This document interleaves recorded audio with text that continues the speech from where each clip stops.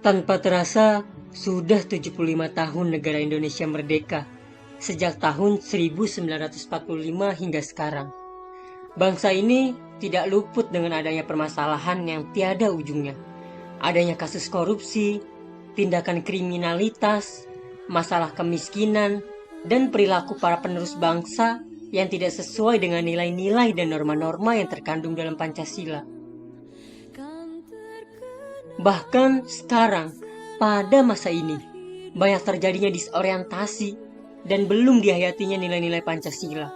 Keterbatasan perangkat kebijakan terpadu dalam mewujudkan nilai-nilai Pancasila, bergesernya nilai etika dalam kehidupan berbangsa dan bernegara, memudarnya kesadaran terhadap nilai-nilai budaya bangsa, dan melemahnya kemandirian bangsa. Dari segi hukum, setiap hari disuguhi berita-berita mengenai kasus-kasus baru dalam hal korupsi yang dilakukan mulai dari oknum lembaga tinggi negara, oknum birokrat, kader partai, maupun pengusaha. Dunia pendidikan yang fungsi utamanya adalah membentuk pribadi yang tidak hanya cerdas secara intelektual, melainkan juga berkarakter baik, nilai ideal agama, dan nilai-nilai moral. Pendidikan karakter penting dan mendesak untuk dilakukan pada saat ini. Karena hasil pendidikan tidak sesuai dengan tujuan pendidikan. Apalagi jika kita melihat fenomena di kalangan remaja. Dekadensi moral yang semakin meningkat disebabkan pendidikan tidak menyentuh aspek afektif, sehingga perilaku siswa tidak mencerminkan manusia yang memiliki karakter baik. Yang ada hanyalah siswa cerdas tetapi memiliki emosi tumpul. Pemaknaan kembali dan menghidupkan kembali nilai-nilai Pancasila merupakan jalan yang tepat untuk melawan pengaruh negatif globalisasi yang berdampak buruk ataupun negatif bagi generasi muda. Untuk itu, upaya merevitalisasikan kembali nilai-nilai Pancasila dalam kehidupan bermasyarakat sangat perlu dilakukan untuk meminimalkan agar tingkat degradasi moral dapat menurun. Ada beberapa upaya yang dapat dilakukan, di antara sebagai berikut. Yang pertama yaitu peningkatan perhatian masyarakat terhadap nilai-nilai Pancasila. Dalam menghalau dampak negatif berkembangnya berbagai ideologi negara lain, termasuk kuatnya pengaruh ideologi leluhur di tengah-tengah masyarakat.